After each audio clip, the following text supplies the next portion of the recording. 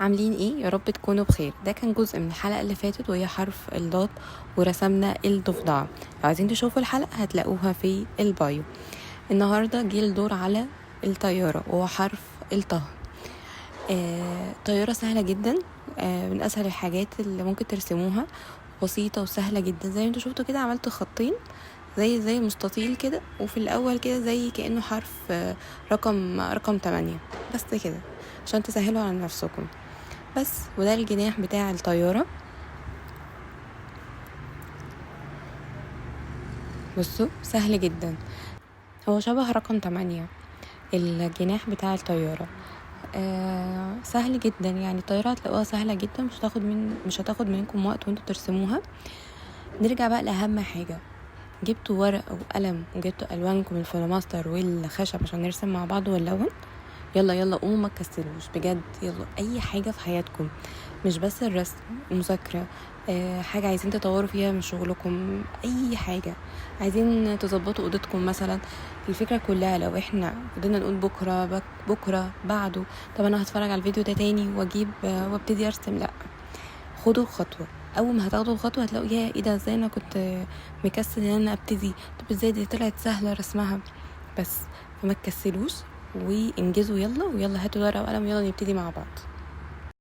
وانا صغيرة كنت بحب قوي ابص في السماء، اقول هي الطيارة دي طيارة ازاي؟ طيب الناس اللي جوه الطيارة دول عددهم قد ايه؟ طب هما رايحين فين؟ طب الطيارة دي بتختفي ليه مش بفضل شايفاها على طول؟ طب ليه حجمها صغير؟ طب ليه حجمها كبير؟ كنت احب قوي ابص في السماء واشوف الطيارة. لو مثلا صدفة ان انا سمعت صوت طيارة مثلا ببقى مبسوطة قوي.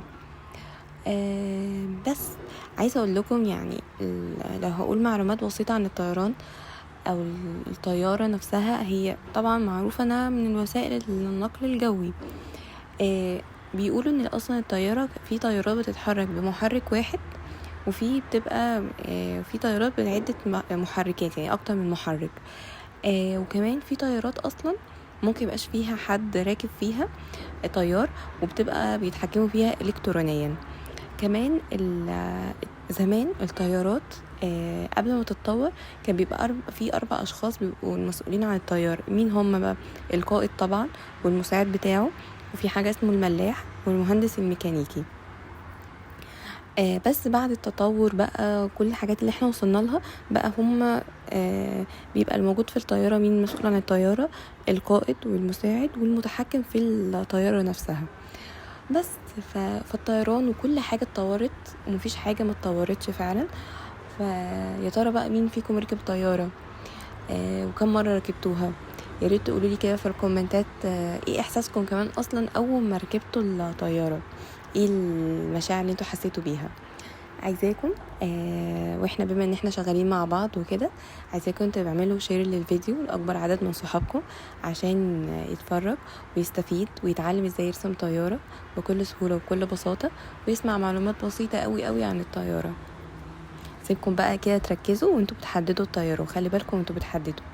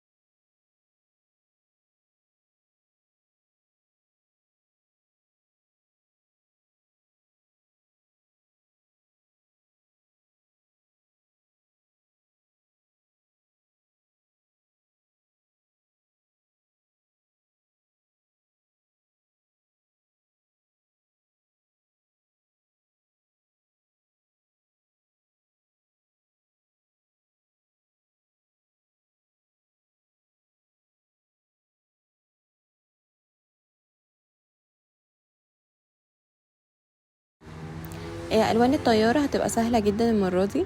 اخترت الازرق ودرجه من درجات اللبني ودرجه الرمادي بس كده، وفي اجزاء بسيطه زي ما انتم شايفين كده لونتها باللون الاسود. في الوان تانية طبعا كتيره للطياره، بس انا اخترت الالوان دي سهله وهتبقى عند ناس كتيره قوي. الالوان دي الازرق والرمادي واللبني دول اكيد موجودين في اي بيت، اي الوان هتلاقوها تقدروا تلونوا بيها الطياره. الطياره مره كنت في مشوار كده، وببص كده اكتشفت بالصدفه ان انا جنب مطار القاهره. ببص لقيت ان حجم الطياره كبيره جدا جدا جدا، وجناح الطياره كبير قوي. انا لدرجه ان انا فعلا عارف لما تحس انك انت خفت كده من شكل الطياره، تحس انها ليها رهبه كده. واللي بيطلعها برضو بيركبها بالذات لما بيبقى في الصعود وفي الهبوط بيبقى ليها برضو رهبة. وفكرة انك انت بتبص كده من شباك الطيارة وتلاقي كل حاجة صغننة كده ولما تقرب بتكبر، لا حاجة كده ليها هيبة كده ورهبة. وفي نفس الوقت كده برضو لما تقعد تفكر تقول يا ايه ده، سبحان الله يعني. الانسان اخترع الطيارة وابتكرها وكل الحاجات دي، بس ان ربنا يخليك اصلا انك طاير في السماء وما تقعش، دي حاجة فظيعة.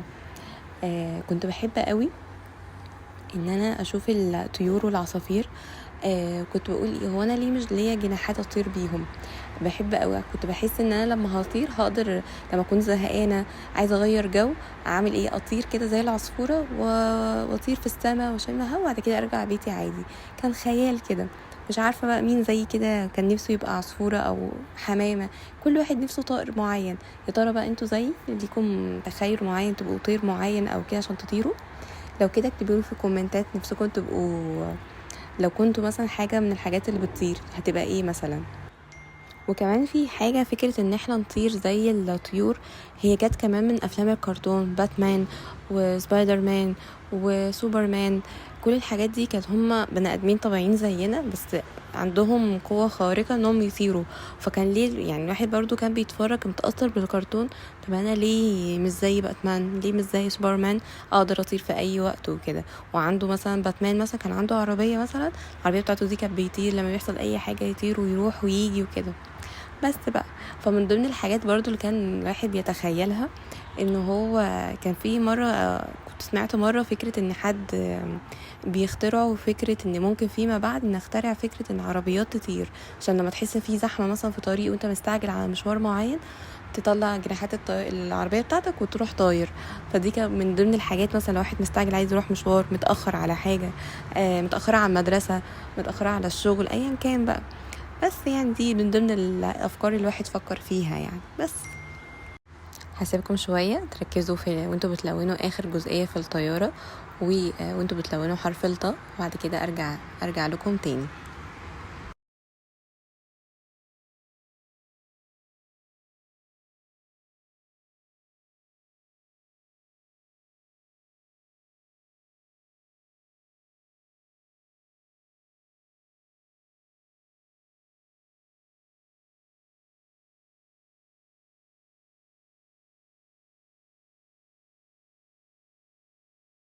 وانا خلاص بقى بخلص التلوين حرف الطاء قلت لا، انا هسيب اللوحه كده، لا انا هحط سحاب.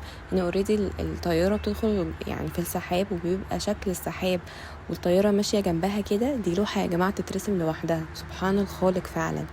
بس بقى وهبتدي بقى الون كده السما باللون اللبني كلها وكده. بس ما تنسوش تبعتوا الحلقة لأكبر عدد من صحابكم واللي انتوا بتحبوهم الحلقة، علشان يتعلموا ازاي يرسموا الطيارة بطريقة سهلة وبسيطة، وعلشان كمان يشوفوا الحلقات القديمة من الحرف ورسمة ومعلومة جديدة، وكمان يتابعوا الحلقات الجديدة ان شاء الله اللي هتنزل.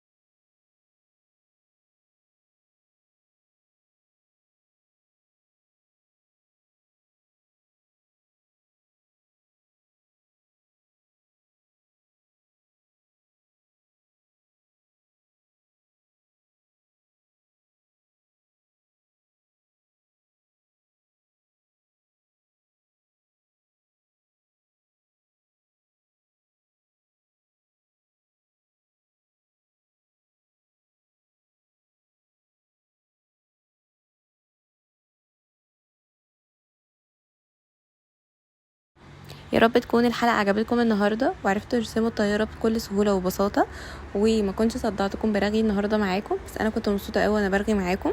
واشوفكم في حلقة جديدة من حرف ورسمة ومعلومة جديدة. باي باي.